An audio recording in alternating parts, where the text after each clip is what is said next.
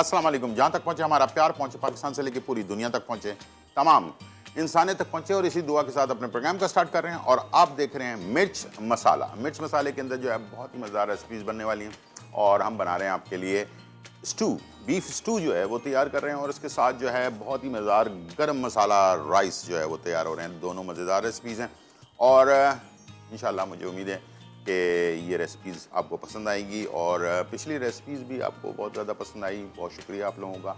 Chinese, fast food और भी बहुत सारी रेसिपीज़ अब आने वाली हैं आपके पास, और जो कुछ नई रेसिपीज़ हैं वो भी हम शामिल कर रहे हैं साथ साथ, और जो आप लोगों की फरमाइश के साथ साथ होंगी। और अगर आपको कोई फरमाइश करनी हो या रेमेडी पूछनी हो तो आप हमें कॉल कर सकते हैं लाइव, और लाइव कॉल करने के लिए हमारा नंबर जो है स्क्रीन पर चल रहा है। और इसके साथ जो है स्टार्ट करते हैं अपनी कुकिंग।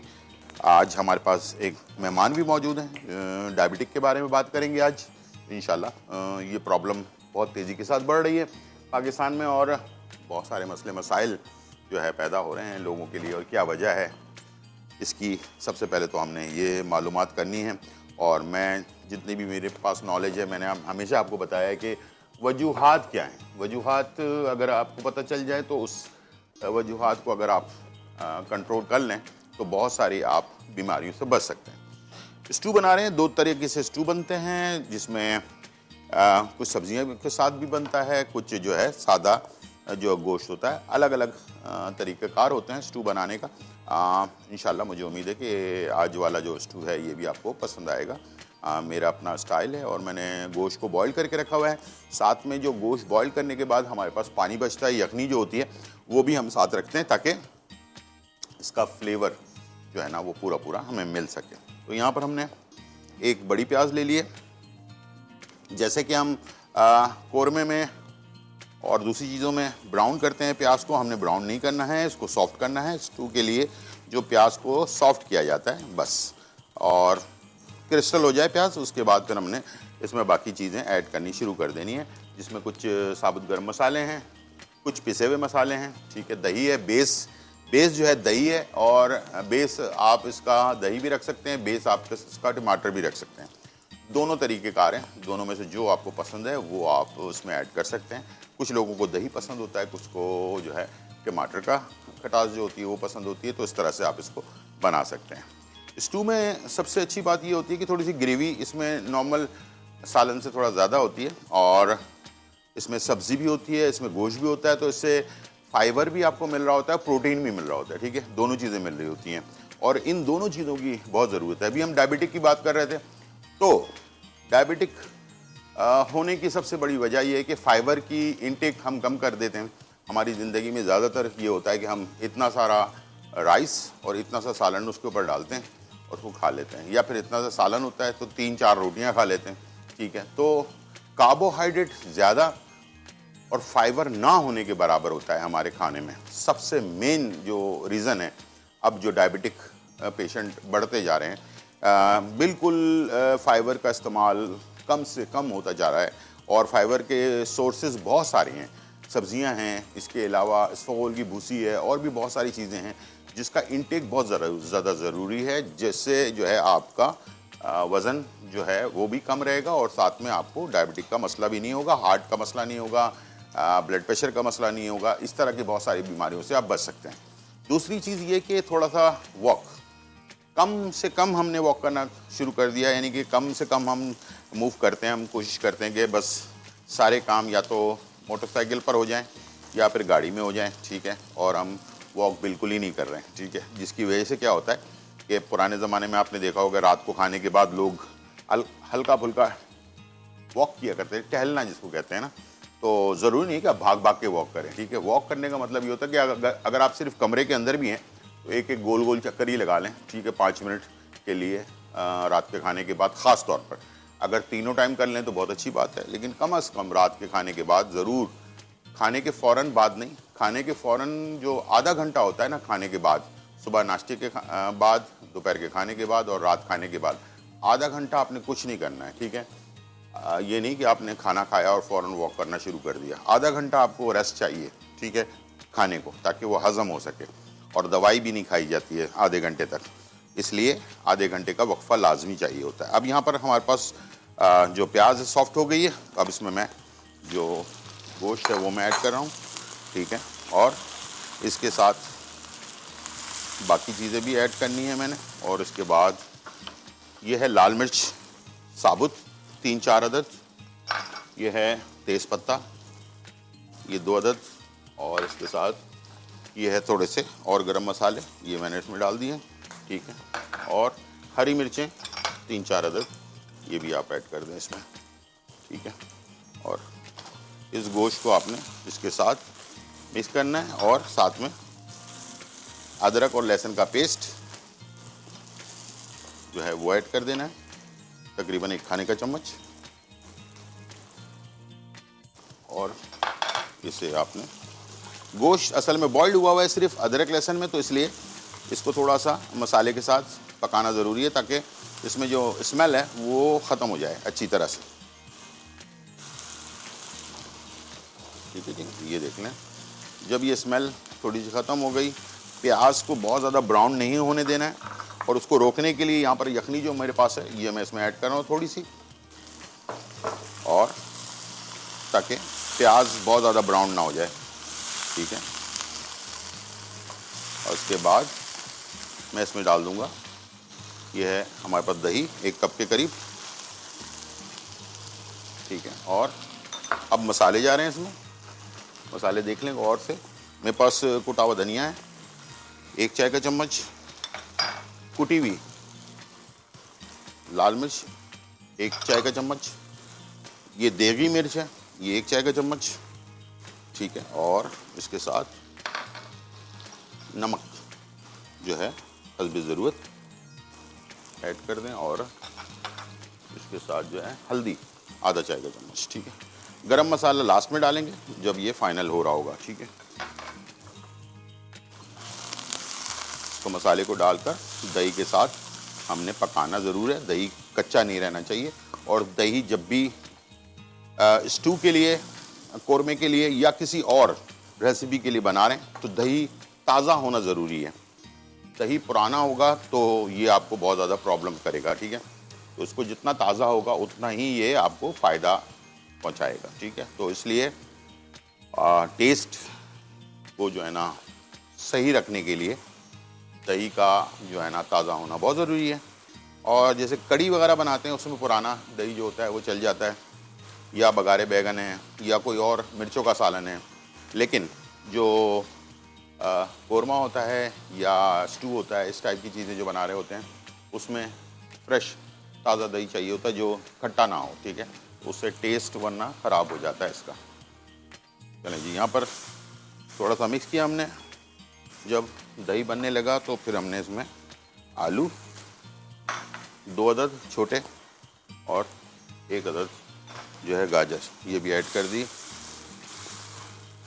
अभी इसको भूनकर फिर मैं इसमें पानी ऐड करूँगा गलने के लिए, ठीक है। चलिए तो हम लगा देते हैं ढकना, थोड़ी देर ढकने के साथ, ताकि आलू में और गाजर के अंदर भी फ्लेवर अच्छी तरह से मसाले का आ जाए, ठीक है। अच्छा, यहाँ पर जो राइस बन रहे हैं, राइस हमारे पास बॉइल्ड हैं, दही है, इसमें प्याज है, थोड़ा साबुत गरम मसाले हैं, अदरक लहसुन है। ये आप अगर रात का बची हुई जो राइस होते हैं ना, अगर उसको आप चाहें तो उससे भी इसको बनाया जा सकता है, ठीक है। तो उसको दोबारा से एक नई शक्ल, नया रंग जो है वो दिया जा सकता है, इसलिए कि महंगाई का दौर है, तो चीज़ें जो हैं जितना बचा कर चलाएंगे उतना ही आपके लिए अच्छा है। तो इसलिए मैंने आपको ये आइडिया दे दिया है, तो इंशाल्लाह इसको आप तैयार करेंगे जी। ब्रेक का टाइम है और छोटा सा ब्रेक लेते हैं, वापस आते हैं और राइस की भी तैयारी करते हैं। पहले इसको भूनेंगे और इसमें ये बाकी यखनी है ये सारा मैं इसमें डाल दूंगा, ठीक है। छोटा सा ब्रेक, फिर वापस आते हैं।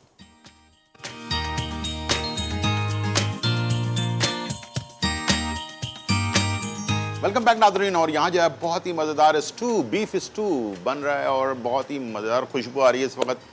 हमने इसको अच्छी तरह से भून लिया, भूनने के बाद इसके अंदर जो बाकी यखनी बची थी वो सारी ऐड कर दी है। थोड़ी सी ग्रेवी वाला बनता है, ये मैंने आपको पहले बता दिया था, और ये आप देख सकते हैं, ठीक है। ये इस तरह से बहुत ही कलरफुल और बहुत ही मज़ेदार इसका कलर होता है, खिला खिला सा, बिल्कुल आँखों को अच्छा लगने वाला कलर, ठीक है। अब ये पक रहा है, ठीक है। अब थोड़ी देर बाद मैं इसमें जो है ना बाकी गरम मसाला रह गया था ये मैं इसमें ऐड कर दूंगा और ये फाइनली डन हो जाएगा, ठीक है। अब इसकी ग्रेवी कितनी रखनी है ये अपने बच्चों के हिसाब से रखिए, ठीक है। इसलिए कि जितनी फैमिली ज़्यादा बड़ी है तो ज़्यादा ग्रेवी बढ़ा दें, ठीक है ना, और कम है तो कम कर लें, ठीक है। तो इस तरह से जो है ना वो करना है, ठीक है। चलें, बचे हुए राइस जो होते हैं उसको हम दोबारा से किस तरह नई शक्ल दे सकते हैं, और नई शक्ल ऐसी वैसी नहीं, अच्छी नई शक्ल जो है ना दे सकते हैं। गरम मसाला राइस मैं अक्सर जो है ना हमारे यहाँ भी होता है ये, और वालदा हमारी बनाया करती, तो मैंने कहा चलें वही चीज़ हम जो है ना ट्राई करते हैं, ठीक है। थोड़ा सा ऑयल ले लिया आपने, या घी ले लें, ऑयल ले लें, दोनों में से कोई भी आप ले लें। और बॉइल्ड राइस जो हैं नॉर्मली आप सबके घर पे होते हैं, और कभी कभार ऐसा होता है कि बॉइल्ड राइस हम कुछ ज़्यादा बना लेते हैं तो वो फिर बच जाते हैं। बचने के बाद फिर हम उसे किसी चीज़ में, फ्राइड राइस में या फिर इस तरह के जो राइस हैं उसमें आप इसको इस्तेमाल कर सकते हैं, और बहुत सालन के साथ बहुत अच्छा जाता है।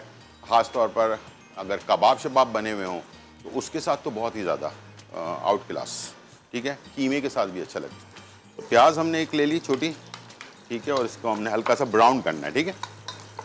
और जब तक ये ब्राउन हो रहा है मैं चीज़ें बता दूं आपके पास हमारे पास क्या क्या चीज़ें। दही है थोड़ा सा, गरम मसाला साबुत है, तेज़पात है, हरी मिर्चें हैं, नमक है।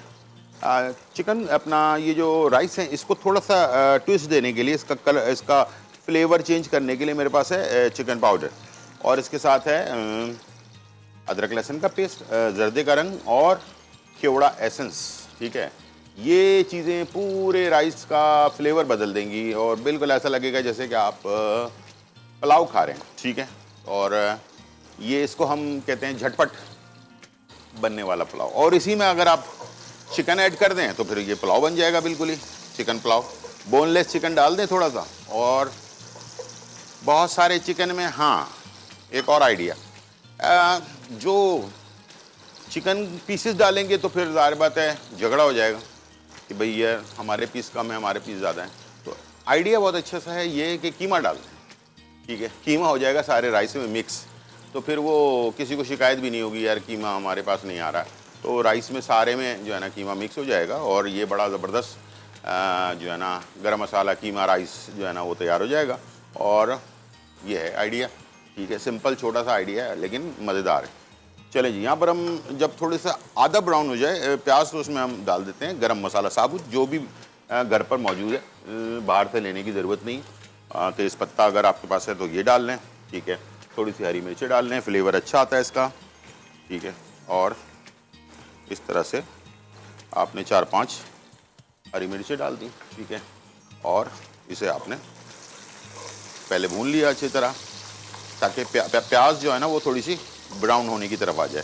प्याज की अपनी खुशबू बहुत अच्छी होती है, और पुलाव में ख़ास तौर पर जो है ना प्याज का बहुत ज़्यादा अमल दखल होता है। अक्सर आपने देखा होगा कि प्याज जो है ना वो हम ब्राउन करके अलग करते हैं पुलाव के अंदर, और उसके बाद फिर लास्ट में उसको मिक्स करते हैं पुलाव के अंदर। तो जितना ज़्यादा अच्छा लाइट ब्राउन हुआ हुआ प्याज और वो जो पुलाव के अंदर मिक्स होता है ना, तो क्या बात है। पुलाव के अंदर जो प्याज का एक अपना फ्लेवर होता है ना वो आउट क्लास होता है। बहुत सारे मुल्कों में ये हो रहा है आजकल, ब्राउन प्याज बनी बनाई मिल जाती है, पाकिस्तान में भी मिलती है, लोग इस्तेमाल करते हैं वो। उससे फ्लेवर कभी भी नहीं आएगा जब तक फ्रेश जो है ना वो पुलाव का वो मसाला नहीं होगा, ठीक है। यहाँ पर हमारे पास प्याज हो गई है ब्राउन, और अब मैं इसमें डाल रहा हूँ दही, ठीक है जी, 1 कप के करीब। चलें जी, ये हमने डाल दिया, और इसके बाद हम इसमें शामिल कर देंगे चिकन पाउडर 2 खाने के चम्मच, और ये तकरीबन आधा किलो राइस है, ठीक है। याद रखिएगा, इसको हिसाब कर लीजिएगा आप। 1 कप हमने दही डाला, 1 टेबल स्पून हमने इसमें डाला अदरक लहसुन का पेस्ट, और 2 खाने के चम्मच हमने इसमें शामिल कर दिए चिकन पाउडर, और थोड़ा सा नमक। अच्छा, चावल में नमक डाला हुआ है इसलिए थोड़ा नमक डालें, ज़्यादा ना डालें, ठीक है।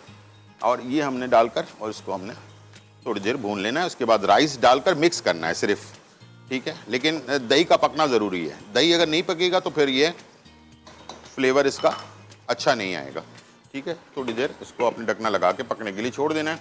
और यहाँ पर मैं इसमें डाल रहा हूँ गरम मसाला जो बचा हुआ था कि वो ऐड कर रहा हूँ, आधा, यानी कि 1 टीस्पून गरम मसाला इसमें डाल दिया मैंने, बाकी थोड़ा सा गरम मसाला इसमें भी ऐड कर दिया, ठीक, आधा चम्मच पिसा हुआ, ठीक है। उसको किया मिक्स, ज़बरदस्त, ये देखें फ्लेवर और कलर, हर चीज़ इसकी परफेक्ट, ठीक है। चलें जी, अब ग्रेवी तकरीबन वैसे फाइनल है ग्रेवी, लेकिन ये कि अब आपके ऊपर डिपेंड करता है, कुछ लोग थोड़ी सी ग्रेवी गाढ़ी पसंद करते हैं, कुछ ज़रा ज़्यादा पसंद करते हैं, तो उसके हिसाब से आप इसमें रद्दो बदल कर सकते हैं, ठीक है जी। अब हमने ये जो मसाला बन रहा है इसके अंदर हमने राइस ऐड करना है और उसके बाद केवड़ा एसेंस डालना है और जर्दे का रंग डालकर बस इसको दम पर लगा देना है, ठीक है। और ये फाइनली हमारा जो मसालेदार गरम मसाला राइस जो है वो तैयार हो जाएगा और इसको हम स्टू के साथ सर्व करेंगे और बहुत ही मज़ेदार रेसिपी जो है वो तैयार हो जाएगी। तो इसमें कोई मुश्किल काम नहीं है, आपके सामने मैंने बनाया है।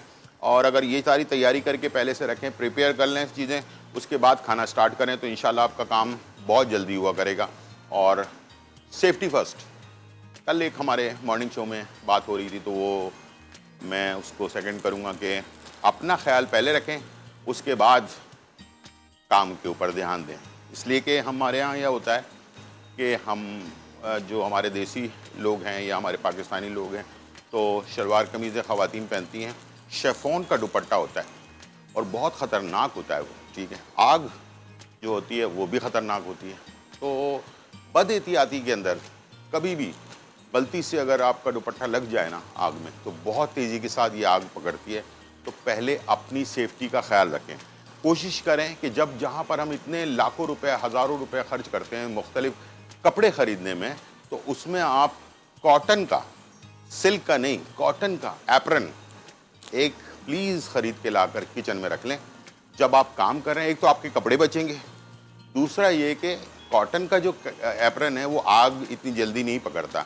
इवन यहाँ तक कि फायर सेफ्टी जो एप्रन है वो भी आजकल मार्केट में आ गया है, जिस पे आग नहीं लगती। उसको आग के ऊपर भी डाल देंगे ना तो आग नहीं लगेगी, उसको कहते हैं फायर सेफ्टी एप्रन, ठीक है। ये आजकल मार्केट के अंदर मिलने लगा है। तो हर चीज़, चाइना तो बहुत तरक्की कर गया, दुनिया की हर चीज़ बनाता है, ठीक है जी। हमारे पास ब्रेक का टाइम है जी, और इसमें मैं बस ये देख लें मसाला हमारा फाइनली डन हो चुका और मैं इसमें डाल रहा हूँ राइस और इसके बाद हम चले जाएंगे ब्रेक पर। चलिए, ये राइस हमने डाल दिए, इसको हम दम पर लगा देंगे और साथ में फैला देंगे इसे, और इसके अंदर थोड़ा सा जर्दे का रंग और केवड़ा एसेंस, चंद कतरे। अब ये बिल्कुल ही पुलाव जैसी शक्ल हो जाएगी, इसकी खुशबू भी। छोटा सा ब्रेक, फिर वापस।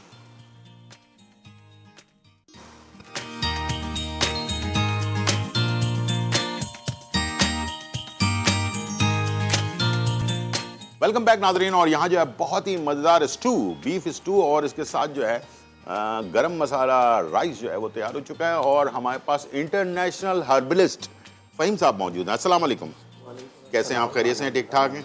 अच्छा, फ़हीम साहब के पास भी, और हमारे शो का भी टाइम बहुत शॉर्ट होता है। अभी मैं आपको प्रोग्राम से पहले बता रहा था कि हमारे पास जो है ना डायबिटिक के ऊपर हम आज डिस्कस भी करेंगे, और मैंने यही कहा था कि आजकल के जो हम रहन सहन का तरीका है उसकी बहुत सारी वजूहात है जिसकी वजह से ये आजकल बीमारी बहुत तेज़ी के साथ फैल रही है। तो ज़रा माहिराना राय आप ज़रा पहले तो ये बताएं कि वो होता क्यों है और बाकी डायबिटिक की बहुत सारे रीजंस हैं, मगर जब हमने पेशेंट्स को तहकीक की, रिसर्च की और देखने में आया तो यही आया डेफिनेटली। एक तो आपका डीएनए का इशू आता है कि आपके वालिदैन में से, आपकी फैमिली में से डायबिटिक कन्वर्ट हो रही होती है। अच्छा, ठीक है। सेकंड, जो हमारा फूड स्टाइल है, लाइफ स्टाइल है, वो बहुत ज़्यादा डिपेंड कर रहा होता है, क्योंकि नबी करीम सल्लल्लाहु अलैहि वसल्लम की हदीस शरीफ है कि परहेज़ दवाओं की माँ है। आप तो सामने, यानी परहेज़ को दवाओं से भी पहले दर्जा। हमारे यहाँ क्या करते हैं मरीज़, वो कहते हैं कि ठीक है अभी तो हमने दवा शुरू नहीं की तो हम परहेज़ भी नहीं करते, जब दवा खाएंगे तो फिर परहेज़ करेंगे। तो ये भी एक मीन्स कॉन्सेप्ट है कि दवाओं का परहेज़ नहीं होता, आपकी बीमारी का परहेज़ होता है। तो अगर आप दवा नहीं ले रहे तो फिर तो परहेज़ बढ़ जाता है। अक्सर ये सुनने में आता है बाकायदा, अब जब हम इंटरनेशनली तौर पे प्रैक्टिस कर रहे होते हैं कि यार ये पाकिस्तान के हकीम ही क्यों कहते हैं कि चावल ना खाओ, गोश्त ना खाओ। इंटरनेशनली इस बात की इतनी रगबत नहीं है। बात ये है कि अब जिस चीज़ को जो लोग पहुंच गए, और पहले के दौर में वो कहते हैं कि यार कोई मना नहीं था। पहले के दौर में ऊँटों की सवारी थी, गधे घोड़े की सवारी थी। बिल्कुल, आप उसमें आप कभी बैठे तो सही, आपकी बॉडी का पुर्जा पुर्जा हिल जाता है। हाँ हाँ बिल्कुल। यानी पैदल वॉक से भी ज़्यादा आपकी एक्सरसाइज होती थी। और आजकल ना वाइब्रेटर आ गया है 60-60 हजार 1-1 लाख रुपए का वाइब्रेटर है। वो चीज जो घोड़े पे सवारी थी वो वाइब्रेटर वो पे अब जाके लोगों को पता चला है, साइंस तहकीक कर रही है, हम आ वहीं पर रहे हैं। वही पुराने उस पे कि हम उसके ऊपर की इस तरह की एक्टिविटीज होनी चाहिए। अब इस तरह के लोग घर बनाने लगे हैं, इस तरह के रहन सहन करने लगे हैं, अपने खानों के अंदर अब देसी घी गाय की तरफ आ रहे हैं लोग। अब लोगों में अवेयरनेस आ गई है कि गाय का दूध फायदेमंद है, भैंस का गोश्त फायदेमंद है, वरना बिल्कुल ट्रेंड उल्टा चल पड़ा था। अल्लाह का शुक्र इस पे मेहनत की है, हमने भी की है, लोगों ने अपने अपने हिस्से की मेहनत की है। तो जब तक हम अपना लाइफ स्टाइल, फूड स्टाइल नहीं बदलेंगे, तो देखें डीएनए तो अल्लाह ताला के हाथ में, बिल्कुल बेशक, बीमारी और शिफा भी अल्लाह ताला के हाथ में, मगर जो आपके हमारे हाथ में वो हमें करना है। जी जी। हम एक वक्त होता है कि हम लापरवाही दिखाते हैं अल्लाह ताला की दी गई नेमत, अपना लबलबा, पेनक्रियाज, आंखें, बॉडी। जबकि डायबिटिक देखें ज़ाहिरी तौर पे हमें लगता है जानलेवा मर्ज नहीं है, मगर वो मरीज को जिंदा लाश बना देता है। सही बात है। आपको पता है कि उसके तमाम पूरी बॉडी, क्योंकि पूरी बॉडी के अंदर जो सेल्स हैं वो डैमेज होना शुरू होते हैं। अब चाहे वो आंखें, सबसे पहले आंखें डैमेज होती हैं, फिर उनकी मेल वीकनेस की तरफ जा रहे होते हैं। खातून है तो वो माँ नहीं बन पाती, मर्द है तो बाप नहीं बन पाता। किडनी डायलिसिस पे पेशेंट चला जाता है, और आपको पता है डायलिसिस पेशेंट की एज 2 साल है। हमें इन चीज़ों को समझना होगा। बिल्कुल ऐसे। अब आपको पता है पिछले दिनों एक बीमारी, एक वबा चली, उसके बाद लोग हर्बल की तरफ आए, लोग एहतियात परहेज की तरफ आए। मगर अभी भी बस अल्लाह करे वो सही हाथों में चले जाएं। देखें दुनिया ने ना पहले तो केमिकल से भरपूर खाना आजकल हम खा रहे हैं, हम सब पाकिस्तानी सारे खा रहे हैं, पूरी दुनिया। जिन्होंने हमें ये सिखाया कि ये जो अपना ये वाला खाद डालो और यूरिया खाद और ये वो, उन्होंने छोड़ दिया, वो चले गए हैं ऑर्गेनिक की तरफ। ठीक है, बड़े बड़े स्टोर्स बन गए पूरी दुनिया में, मैं यूरोप और अमेरिका वगैरह की बात कर रहा हूँ। हर्बल मेडिसिन की तरफ चले गए। ठीक है, बड़ी बड़ी कंपनियां जो है ना वो कायम होगी, जो अरबों डॉलर का कारोबार कर रही हैं, और हमें उन्होंने लगा दिया वही एलोपैथिक मेडिसिन और वो जो केमिकल से भरपूर ग़िज़ा है, और जो हमारे पूरे शरीर का जो है ना वो जो है ना तबाह कर रही है उसको। सर पूरी दुनिया के जितने भी जमहूरी ममालिक हों या उसके अस्करी विंग्स हो, जितने भी इनके आर्मी चीफ कह लें या बड़े ओहदे कह लें, वजीर आजम, सदर की बात करें, उन सब के पर्सनल हर्बलिस्ट होते हैं, न्यूट्रिशंस होते हैं कि वो बताते हैं कि कंसल्टेंट होते हैं न्यूट्रिशन, क्या खाना है, क्या पीना है, क्या ग़िज़ा लेनी है। मगर आम आवाम के लिए इसकी अवेयरनेस का कोई हुकूमती सतह पे पूरी दुनिया में नहीं है, क्योंकि देखें एक बिजनेस है ना। हाँ बिजनेस है। मैं एक मिसाल देता हूँ कि अभी आजकल तो इसराइल फ़लस्तीन का मामला भी चल रहा है कि इसराइली जो प्रोडक्ट्स हैं, मिसाल के तौर पे हम वो कुछ चॉकलेट्स में नाम नहीं लूँगा, हम खा रहे होते हैं या हम ड्रिंक्स ले रहे होते हैं। बिल्कुल। हमें तो इसराइल जाना वैसे ही ममनू है हुकूमत पाकिस्तान के, मगर जब आप जैसे आपकी बाहर यूरोपियन कंट्रीज में प्रैक्टिस है या हम इंटरनेशनल जा रहे होते हैं, लोग जाके बता रहे होते हैं, आपको वहाँ वो चॉकलेट्स ढूंढने से भी नहीं मिलेंगी।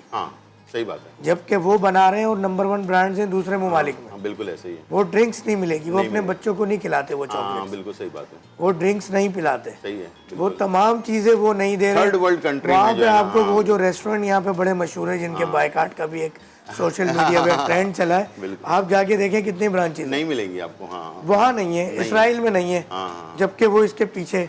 तो वो ये एक बिजनेस है। इसी तरह ये फार्मास्यूटिकल कंपनीज आपको वहाँ उस तरह से नहीं है। अगर आपने एंटीबायोटिक्स भी लेनी है तो उसकी एक लेबोरेटरी टेस्ट होगा, टेस्ट के अंदर बताया जाएगा कितनी मिकदार में कितने दिन की हालत में लेनी है। सही बात है, बिल्कुल। हमारे यहाँ तो 6 एंटीबायोटिक्स लिख दी जाती है, कोई चेक एंड बैलेंस बच्चों को दे देते हैं, छोटे छोटे बच्चों को। ये एक बिजनेस है जो एशियाई ममालिक हैं, खासतौर पर इंडिया, बांग्लादेश, पाकिस्तान, श्रीलंका, भूटान, मालदीव, नेपाल, ये सब एक बिजनेस हब है फार्मास्यूटिकल कंपनी का, इस तरह की प्रोडक्ट्स का। बिल्कुल। तो वो मिडल ईस्ट भी है कहीं ना कहीं। हम क्या कहते हैं साहब, जरा मुझे टाइम शॉर्ट है, तो इस बीमारी का इलाज और कैसे होगा और क्या है? देखिए सबसे पहले तो हमें डाइट पे कंट्रोल करना होगा। Diet control. अच्छा, हमारे यहाँ एक बात और ये है कि यार अगर हम गंदम, चीनी, चावल छोड़ देंगे तो हम खुद ही ठीक हो जाएंगे, ऐसा नहीं है। ऐसा नहीं, आपको कहीं ना कहीं दवा का सहारा लेना होता है, मगर परहेज पहले है। सही है। और लापरवाही बहुत दिखाता है बिल्कुल मरीज। बिल्कुल। ये ज़रूर है कि आप अपने अगर राइस बंद कर दें, चावल बंद कर दें, आप गंदम बंद कर दें और चीनी बंद कर दें और साथ में केला और आलू बंद कर दें, और कोई भी ऐसी फूड, कोई भी ऐसा खाना, कोई भी ऐसी आपकी डाइट के अंदर कोई भी ऐसी ग़िज़ा शामिल है जो आर्टिफिशियली, गैर फितरी, गैर कुदरती तौर पे तैयार की गई है। बिल्कुल, जिसमें कोई केमिकल भी क्या टीन पैक है, टिन या वो पैक जो है। एयर टाइट जार्स होते हैं, या फिर वो जो बैग्स के अंदर जिसमें फ्राइज वगैरह आ रहे होते हैं, चिप्स वगैरह आ रहे होते हैं, इस तरह की कोई भी चीज़ जिसके अंदर इस तरह का केमिकल इस्तेमाल किया जाता है, मेरी कोशिश होती है इस तरह के अल्फाज इस्तेमाल करूँ कि आम देखने वाले नाजरीन समझ सकें कि जिसमें जो इंसान मर जाता है, जी जी, और उसकी लाश को जिंदा रखने के लिए ताकि पोस्टमार्टम केमिकल किया जाए, इस्तेमाल, केमिकल, वो केमिकल खाने पीने में इस्तेमाल किया बिल्कुल जाता हो रहा है।